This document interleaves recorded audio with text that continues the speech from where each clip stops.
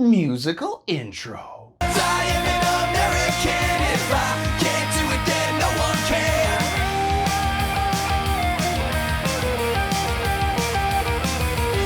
And I am an American. If I can't do it, then no one can.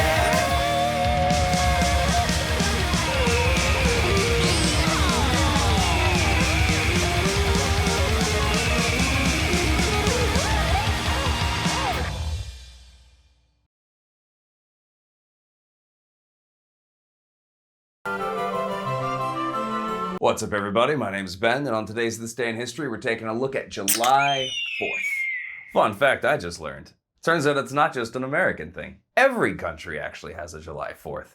I don't know if you can tell by the sound of my voice, but I'm sick as shit. I think I came down with a case of too much freedom. Freedom 19.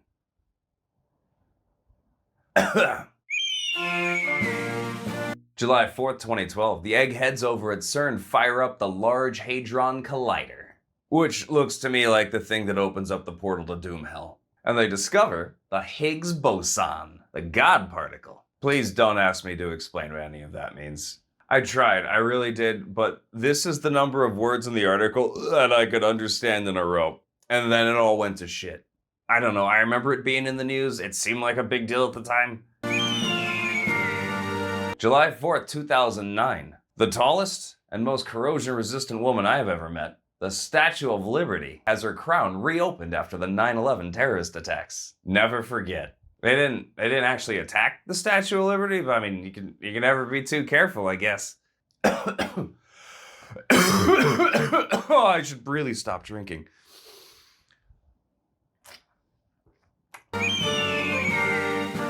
July 4th, 2005. Deep Impact. Not the movie. So in 1998, we had the movie Deep Impact. It was about a comet just blasting the shit out of Earth. And then later on, in 2005, we're all still alive because the 1998 movie was a work of fiction. But it still made us nervous. So we blasted the shit out of a comet with the Deep Impact space probe. Kind of like a preemptive first strike against the universe. So it would see what would happen if it tried to mess with us. God bless him. So its target was the Temple 1 comet, which I guarantee is not spelled the way you think it is. The whole spacecraft was about 900 kgs, or 2,000 freedoms. And the thing they fired at the Temple 1 was 370 kgs, or 800 freedoms. So the space probe just dropped a third of its body weight in one go. I think we all know how that feels. How'd they do it? Some kind of sick-ass pirate space cannon? Nope. They expansed it. Just let Isaac Newton pull the trigger with pure momentum, with that 800-pound projectile hitting the comet with the force of a 10,000-pound bomb, and leaving an entry wound the size of the Roman Colosseum. Rods from God, baby. Science is neat.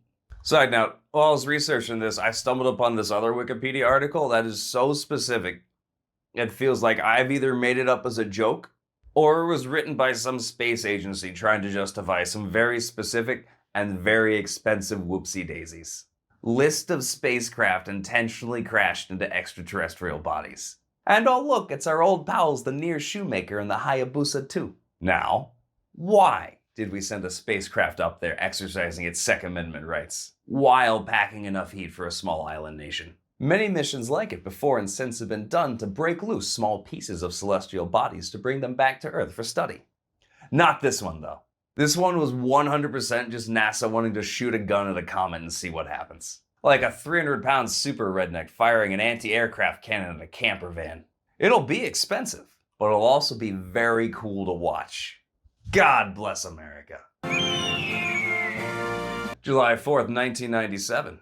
NASA's Pathfinder rover lands on Mars. I know I'm doing 2 space things in a row.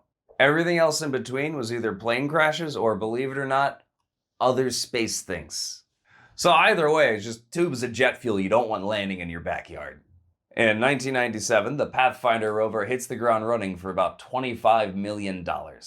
Which sounds expensive, until I tell you the last probe we put over there was the Viking missions back in the 70s. And after inflation adjustments, that cost about $4 billion. Which basically makes the Pathfinder the Kia Soul of Mars rovers. July 4th, 1982. The Space Shuttle Columbia. No, fuck this, I'm done with space.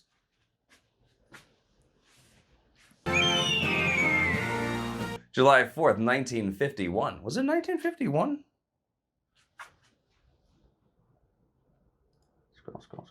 Scroll. 19. Yeah, 1951. Okay. July 4th, 1951. William Shockley announces the invention of the junction transistor, which he later went on to win a Nobel Prize for in 1956. I'm gonna give you the quick idiot version of transistors here. They're a big fucking deal. They're very specifically the reason we went from these Tonka Chonkas over here to being able to watch two consenting adults blow each other on a wristwatch. They're also a pretty big part of how all that space stuff got up there. They are also the entirety of how Stan Lee explained the existence of a powered, armored exoskeleton capable of self-sustained flight existing back in the 1960s. It's just these guys. Also, I just think it's funny that the name of the guy that invented the transistor, a component that very specifically only exists to transist electricity, is named William Shockley. Just a good old-fashioned family fun fact. And, god damn it, what is that at the bottom? Well, looks like Nobel Prize winner William Shockley came down with a real aggressive case of Nobel disease. Or Nobelitis. Which sounds like they had Madame Curie printing these bad boys up, but is actually a different thing entirely. So, some of you have probably already seen Matt Might's infographics on the whole of human knowledge. I tried emailing him to ask him if I could use them in my video, but he never responded. That's fine, I'm sure he had any number of other better things to do. Also, I'm not sure if he'd want to be associated with any of this. So, I made an artist representation of his work with MS Paint. So here is the whole of human knowledge. And there is how much the average person knows of that knowledge. Go to college, learn a little bit more. Get your PhD, and you suddenly know a whole fucking lot in one direction specifically. And then, they even go on to increase the whole of human knowledge in that one little direction, in that very specific area, while still potentially being dumb as shit in every single other direction. Which is fine. I myself am also dumb as shit in every direction, just without the one good part. The thing is, I'm very aware of that. The Nobelitis kicks in once you get that Nobel Prize, and then certain people appear as if they are also simultaneously injected with a Dunning-Kruger super soldier serum, in which they suddenly think they're Nobel smart in every single direction. They're not. They're still dumb like us. Spoiler alert, most of the Nobel Disease Prize winners, intellectual side hustles, usually just land in the racism and eugenics category. Oh, there was this one guy who just believed in ghosts. God damn it, Charles, we were so close.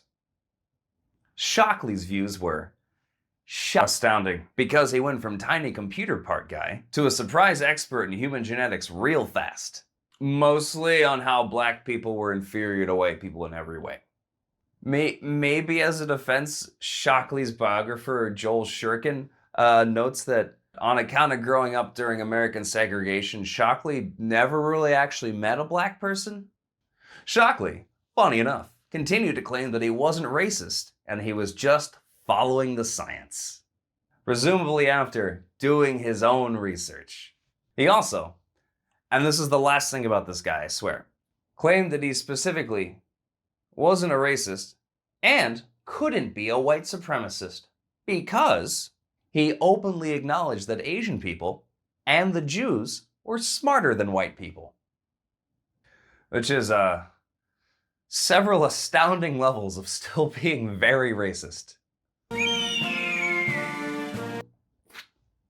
Wasn't sure where else to fit this in here, but just a reminder, likes and subscribes are like currency to us YouTubers. And my son is very sick. He contracted diphtheria during the Beast Games. He needs surgery very badly. But right now I'm too broke to even be able to afford the Michael Reeves surgery robot with the 300% mortality rate.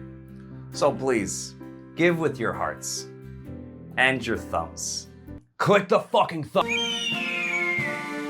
July 4th, 1913. President Woodrow Wilson addresses the crowds at the 50-year anniversary of the Battle of Gettysburg.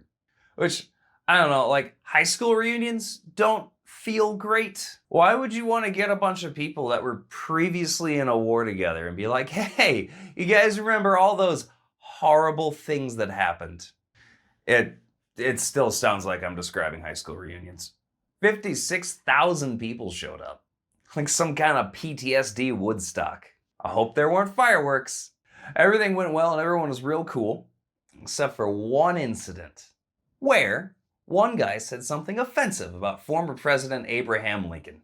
And then a second guy threw a drink at him. And then the first guy stabbed 8 people. Like, holy shit, it's been 50 years and Lincoln's been dead for 49 and a half of them. And he's still holding a grudge. Like, the modern equivalent would just be someone going, God damn it, I'm still so angry about Gerald Ford. Ah! I want to be done with this already. I'm still sick. Beer's helping a little bit, though. July 4th, 1910. Baby's first race riot. Jack Johnson, a black man, was finally allowed to compete against white people in boxing. And he just beat the shit out of all of them. Culminating in the July 4th bout in 1910. With him defeating James Jeffries, the formerly white, formerly on account of him being dead, and former heavyweight boxing champion, former on account of him getting his ass beat. Well, white people didn't like that very much. They started doing race riots. First race riots in our nation's history. Very much not the last.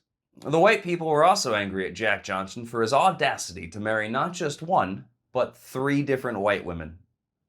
Which is kind of impressive even by today's standards. I don't know it was okay that I made that last joke. July 4th, 1901, William Howard Taft is elected governor of the Philippines. What even is history? 1, 2, skip a few. July 4th, 1776. Oh, hey, look, it's America's birthday. Happy birthday to us. You guys all saw this one coming. This video has gone on too long. Other happy birthdays? July 4th, 1970. No. July 4th, 1790. Happy birthday to Sir George Everest, the guy they named Mount Everest after, because they thought all the local names it already had were too difficult. Notably, George Everest actually objected to this name on account of the fact that he had never seen or been there. And he knew for a fact that no one in India could spell or pronounce the name Everest. And then the British ignored him and did it anyway. Classic the British. Fuck, I don't know. July 4th, 1995. Happy birthday to Post Malone. He unironically seems like a cool guy. Alright, time for some happy death days. One of them might be me at this point. Happy death day to former President Thomas Jefferson and his frenemy, former President John Adams. Both dying on July 4th, 1826. They were friends from like 1770 to 1790. Then they got real angry at each other over political differences. And just didn't speak to each other for like a decade. In 1804, Adams's daughter suggests they start writing letters and become friends again. So they started a correspondence and then quickly learned they were still angry as shit at each other. But in 1812, they retried again and then re-became best friends. Before both dying on the same day. July 4th, 1826. Absolute bro move. Just a few hours apart from each other. On America's birthday. Presumably due to being unable to afford medical treatment. True Americans. Okay, that's it. I know this episode was pretty US based. But hey, you already saw the title of the video when you clicked on it. If you want me to do your country's birthday, just let me know down in the comments. I don't really have anything else going on. Also, shout out to my buddy Dan who made that intro song in like 4 days. Dude's a wizard. If you like his stuff, I'm gonna put a link to his I think Bandcamp down at the bottom there. And yeah, good night.